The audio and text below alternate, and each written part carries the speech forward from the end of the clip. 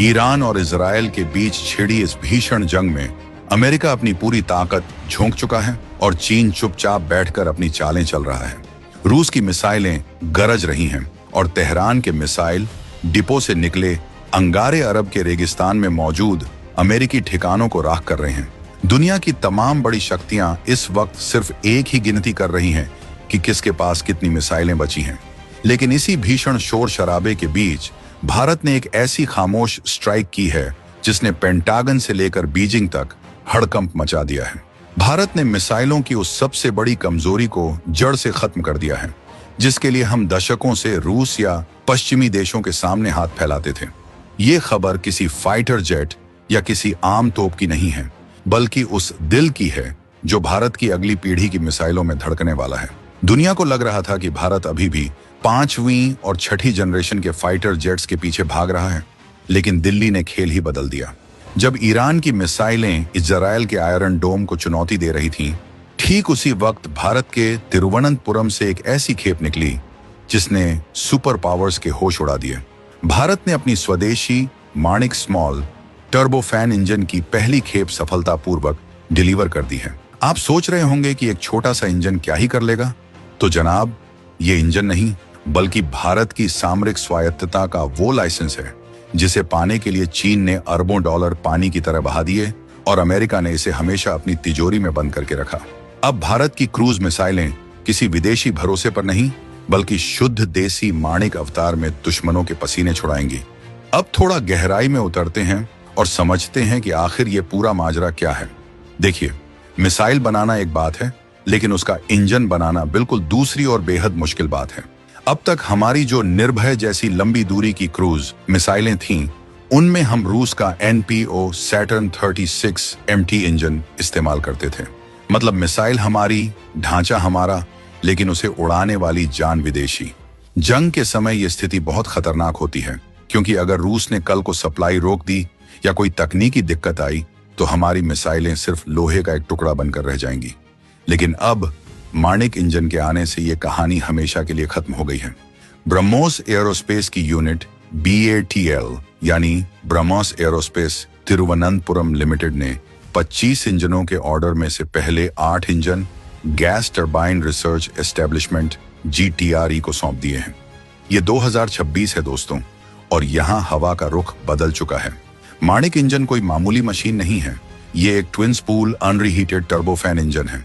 तकनीकी भाषा को थोड़ा आसान करते हैं, जैसे एक खिलाड़ी को दौड़ने के लिए फेफड़ों की ताकत चाहिए होती है, वैसे ही एक क्रूज मिसाइल को घंटों हवा में रहने के लिए इस टर्बोफैन इंजन की जरूरत होती है।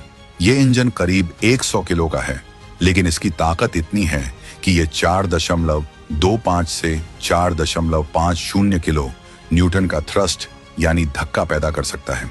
इसका मतलब ये हुआ कि अब हमारी मिसाइलें समुद्र के ऊपर बहुत कम ऊंचाई पर उड़ते हुए दुश्मन के रडार को चकमा देकर उसके घर में घुसकर उसे तबाह कर सकती हैं। और सबसे बड़ी बात, इसमें लगा है स्वदेशी FADEC सिस्टम, फेडिक यानी full authority digital engine control. ये इस इंजन का दिमाग है। ये खुद तय करता है कि इंजन को कितना ईंधन चाहिए, कितनी रफ्तार चाहिए और हवा के दबाव के हिसाब से इंजन की सेहत कैसी है।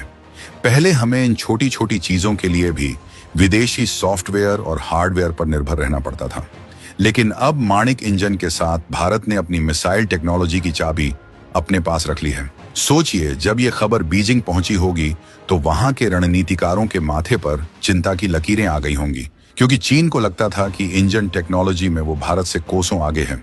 लेकिन माणिक ने यह भ्रम एक झटके में तोड़ दिया है। इस इंजन की एक और ऐसी खासियत है जो इसे दुनिया के बेहतरीन इंजनों की कतार में खड़ा करती है, और वो है पायरोटेक्निक मिड एयर स्टार्ट क्षमता। इसे सरल शब्दों में ऐसे समझिए कि मान लीजिए एक मिसाइल को जहाज या सबमरीन से लॉन्च किया गया।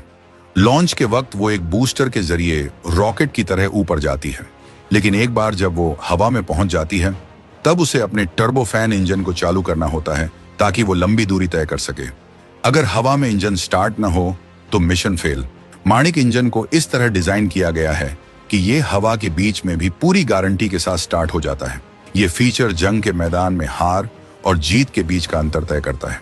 अब आप पूछेंगे कि अगर ये इंजन इतना ही शानदार है तो अभी तक सिर्फ 8 ही क्यों मिले? देखिए, टर्बोफैन इंजन बनाना कोई समोसे तलने जैसा काम नहीं है। ये दुनिया की सबसे जटिल इंजीनियरिंग में से एक है। इसमें इस्तेमाल होने वाले ब्लेड्स और मटेरियल को हजारों डिग्री तापमान और जबरदस्त दबाव झेलना पड़ता है। BATL फिलहाल साल में करीब 12 इंजन बना रही है। ये संख्या कम लग सकती है, लेकिन ये क्वालिटी और सटीकता का मामला है। भारत कोई रिस्क नहीं लेना चाहता, लेकिन रुकिए, असली रोमांच तो अब शुरू होता है। केरल सरकार ने इस प्रोजेक्ट की अहमियत को समझते हुए तिरुवनंतपुरम के पास नेट्टुकलथेरी में 180 एकड़ जमीन अलॉट कर दी है। यहाँ एक बहुत बड़ा प्लांट लगने जा रहा है, जिससे आने वाले समय में इन इंजनों का प्रोडक्शन कई गुना बढ़ जाएगा। जरा कल्पना कीजिए, एक तरफ ईरान की जंग से पूरी दुनिया की सप्लाई चेन टूटी पड़ी है, कच्चे तेल की कीमतें आसमान छू रही हैं और मिसाइलों के स्पेयर पार्ट्स के लिए हाहाकार मचा है।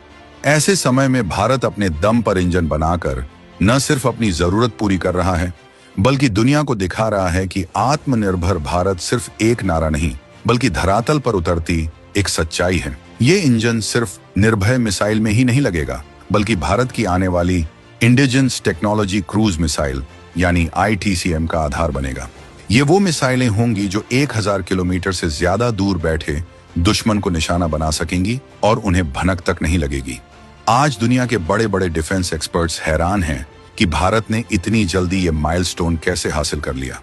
जिस इंजन टेक्नोलॉजी को रूस और अमेरिका दशकों तक छुपाकर रखते रहे, उसे भारत के वैज्ञानिकों ने अपनी मेहनत से तैयार कर लिया। माणिक इंजन का वजन सिर्फ 100 किलो है, लेकिन इसका सामरिक वजन लाखों टन के बराबर है।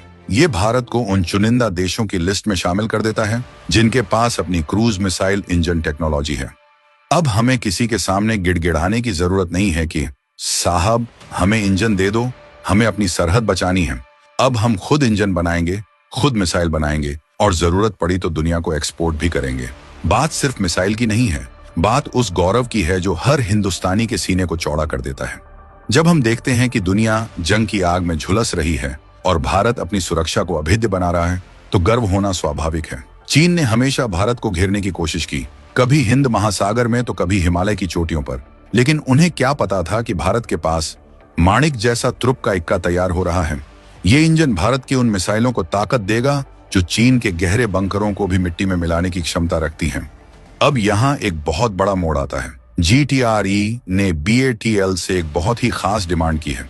उन्होंने कहा है कि 10वें इंजन के बाद से उन्हें किट नहीं, बल्कि पूरी तरह से असेंबल्ड इंजन चाहिए। इसका क्या मतलब है? इसका मतलब है कि BATL की मैन्युफैक्चरिंग क्वालिटी पर अब सेना और वैज्ञानिकों को पूरा भरोसा हो गया है। अब इंजीनियरों का समय असेंबलिंग में बर्बाद नहीं होगा, वो सीधे इन इंजनों के ट्रायल, वैलिडेशन और सर्टिफिकेशन पर ध्यान देंगे। यानी अब काम की रफ्तार सुपरसोनिक होने वाली है। ये भारत के डिफेंस इकोसिस्टम में एक बहुत बड़ा बदलाव है, जहां प्रोडक्शन और रिसर्च साथ साथ कदम ताल कर रहे हैं। इस पूरी कहानी में एक और पहलू है जो आपको सोचना चाहिए। जब भी जंग होती है, सबसे पहले टेक्नोलॉजी का ही इम्तिहान होता है। ईरान इजराइल जंग में हमने देखा कि कैसे पुरानी मिसाइलें रडार की पकड़ में आ जाती हैं, लेकिन माणिक इंजन से लैस भारतीय मिसाइलें सबसोनिक रफ्तार पर उड़ती हैं, यानी आवाज की रफ्तार से थोड़ी कम। अब आप कहेंगे कि ये तो धीमी हुई। नहीं, यही तो सस्पेंस है। सबसोनिक मिसाइलें बहुत नीचे उड़ सकती हैं, जिससे वो रडार की नजरों से बच जाती हैं। उन्हें पकड़ना नामुमकिन जैसा होता है। माणिक इंजन इसी खामोश और घातक हमले की ताकत देता है। भारत की इस कामयाबी ने ग्लोबल डिफेंस मार्केट के समीकरण बिगाड़ दिए हैं। जो देश अब तक भारत को सिर्फ एक बाजार समझते थे, अब वो भारत को एक कॉम्पिटिटर के रूप में देख रहे हैं। माणिक इंजन का सफल होना इस बात का सबूत है कि भारतीय दिमाग जब कुछ ठान लेता है तो फिर उसे कोई ताकत नहीं रोक सकती। ब्रह्मोस जैसी मिसाइलें तो पहले ही दुनिया में टहलका मचा चुकी हैं। अब जब उनमें माणिक का दिल धड़केगा तो सोचिए वो कितनी ज्यादा मारक हो जाएंगी। ये आत्मनिर्भरता की वो ऊंची उड़ान है जिसे अब पूरी दुनिया को सलाम करना ही होगा। लेकिन क्या ये सफर इतना आसान था? बिल्कुल नहीं। कई बार फेलियर मिले, कई बार विदेशी ताकतों ने अड़ंगे लगाए, लेकिन भारत के वैज्ञानिकों ने हार नहीं मानी। उन्होंने एक एक पुर्जा, एक एक सॉफ्टवेयर कोड खुद लिखा। आज जब हम 8 माणिक इंजनों की डिलीवरी की बात कर रहे हैं, तो ये उन हजारों घंटों की मेहनत का नतीजा है जो लैब के अंदर बिना किसी शोर शराबे के की गई। ये इंजन भारत की सुरक्षा की वो दीवार है जिसे तोड़ना किसी भी दुश्मन के लिए नामुमकिन होगा। 2026 का भारत अब दबने वाला नहीं, बल्कि आंख में आंख डालकर जवाब देने वाला भारत है। ईरान की जंग ने पूरी दुनिया को एक सबक दिया है कि अगर आपके पास अपनी टेक्नोलॉजी नहीं है तो आप कभी भी सुरक्षित नहीं हैं। भारत ने यह सबक बहुत पहले ही सीख लिया था और माणिक इंजन उसी का परिणाम है। अब चाहे समंदर की लहरें हों या ऊंचे पहाड़, भारत की क्रूज मिसाइलें हर जगह अपनी धाक जमाएंगी। ये इंजन सिर्फ एक मशीन नहीं बल्कि 140 करोड़ भारतीयों के भरोसे का प्रतीक है। ये गारंटी है कि हमारी सीमाएं सुरक्षित हैं और हमारा भविष्य उज्जवल है।